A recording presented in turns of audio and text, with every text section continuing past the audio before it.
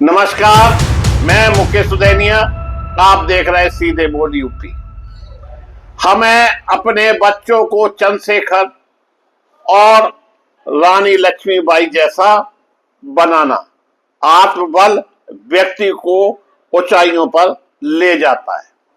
पाठक, deputy CM Brajesh Pathak ने कहा कि आत्मबल व्यक्ति को ऊंचाइयों पर ले जाता है। आज सभी लोग अपने बच्चों को अधिकारी बनाना चाह रहे हैं। जरूरत आज चंद्रशेखर आजाद, रानी लक्ष्मीबाई और मुंशी प्रेमचंद जैसा बनाने की भी है। यह बात उन्होंने आज यहां पत्रकारों से वार्ता करते हुए कही। प्रदेश सरकार के उप मुख्यमंत्री ब्रजेश पाठक ने कहा कि व्यक्ति चाहे जितनी ऊंचाइयों पर पहुंच जाए, उसे अपनी कभी जमीन नहीं भूलनी चाहिए। प्रेरणा मुकाम हासिल कराती है। जिसका जुड़ाव और लगाव अपने क्षेत्र से रहता है, वह बेहतर ढंग से तो काम करते ही है, साथ ही उनको आत्म संतुष्टि भी प्राप्त होती है। प्रगति करना अच्छी बात है, लेकिन अपना बीता हुआ समय किसी को नहीं भूलना चाहिए। अगर इरादे मजबूत हो तो कोई भी मंजिल पाई जा सकती है।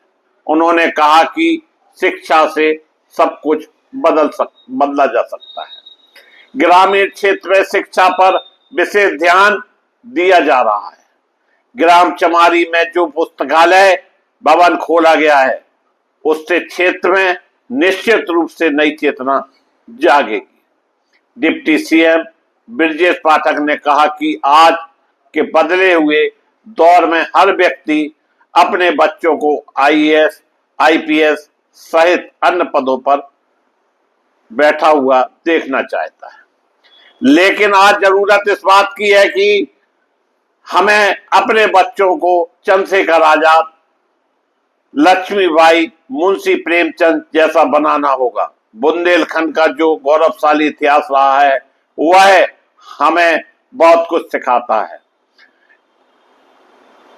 इस इतिहास को आगे और कैसे बढ़ाया जाए, इस पर भी गौर करने की जरूरत है। समाज के प्रति हर व्यक्ति की उतनी ही जिम्मेदारी है जितनी किसी पद पर बैठे व्यक्ति की होती है।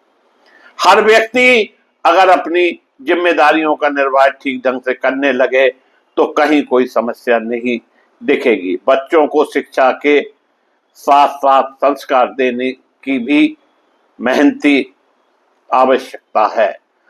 सीधे बोल से ब्रजेश मिश्रा की चमारी से सीधी रिपोर्ट। आज बुंदेलखंड के जनपद जालौन के हम ऐसे गांव में आए हैं जिस गांव में सौरभ द्विवेदी जी आए, और सौरभ जी ने छोटे से गांव से निकल करके अपने माता पिता की आशीर्वाद से पूरे देश दुनिया में नाम, गांव का ही नहीं पूरी सनातन संस्कृति का, हमारी जो सभ्यता थी उसे विश्व पटल पर लाने का काम किया है। हमारे बीच में जो मंचस्थ लोग आप देख रहे हैं, ये पूरे भारतवर्ष के, मैं कह सकता हूं, चिर परिचित हस्ताक्षर है। राज्यसभा के उपसभापति, हम सबके अभिभावक, वरिष्ठ पत्रकार रहे आदरणीय हरिवंश नारायण सिंह जी, और जिनका नाम दुनिया में जाना जाता है, बाल हितों के लिए संघर्ष करने वाले, बाल मजदूरी को रोकने वाले, हर युवा को संदेश देने का काम किया है कि आगे बढ़ो तो इतना मत बढ़ो कि जमीन को भूल जाओ। माता जी बैठी हैं, माता जी मुझे पुत्रवत स्नेह देती हैं, और उसका कारण क्या है मैंने सौरभ जी को बताया।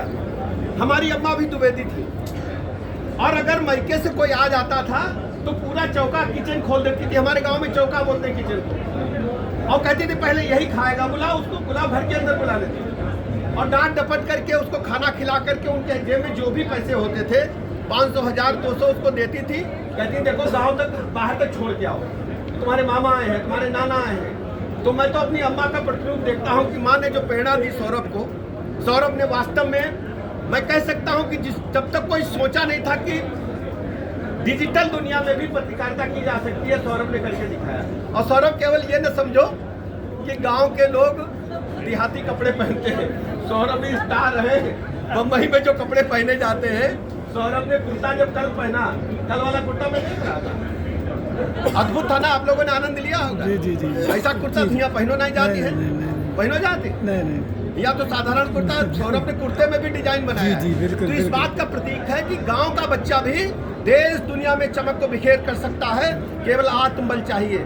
सौरभ जी, आपने युवाओं को जो आत्मबल दिया है और यहाँ के लोगों को जो आत्मबल दिया है, देश के लोगों को आत्मबल दिया, हर युवा को, हर बड़े आदमी को जो नामचीन हो गया है दुनिया में कहीं जाए लेकिन अपने गांव को न भूले, गांव में ऐसे पुस्तकालय की स्थापना करे कि आसपास के बुंदेलखंड के लोग आकर के यहाँ अध्ययन करें। हमारी माँ बेटी ये कहें कि जाओ सौरभ जी के पुस्तकालय में और IAS IPS बनो, कवि बनो और पंडित चंद्रशेखर आजाद भी बनो। वैसे चलन चल गया है। चलन क्या है कि हमारा बच्चा IAS बन जाए, न बन पावे तो पुलिस बन जाए, न बन पावे तो दरोगा बन जाए, न बन पावे क्लर्क बन जाए, लेकिन चंद्रशेखर आजाद और महादेवी वर्मा न बने। तो हम तो ये कहेंगे यहाँ पढ़ करके लोग चंद्रशेखर आजाद बने, पूज्य रानी लक्ष्मीबाई बने और महादेवी वर्मा और मुंशी प्रेमचंद भी बने। मुझे पूरी उम्मीद है इस पुस्तकालय के बनने से बुंदेलखंड के युवाओं में नई चेतना जगेगी और सौरभ जी के तरह ढेर सारे लोग पूरे देश के अंदर प्रेरणा लेकर ऐसे पुस्तकालयों की स्थापना के लिए आगे बढ़ेंगे। मैं इस कार्यक्रम के सफल आयोजन के लिए सौरभ जी को बहुत बहुत बधाइयाँ देता हूँ और मंचस्थ अपने सभी शीर्षस्थ लोगों का प्रणाम करता हूँ, अभिनंदन करता हूँ कि आप सब ने आकर इस कार्यक्रम को सफल बनाने का काम किया। बहुत बहुत धन्यवाद।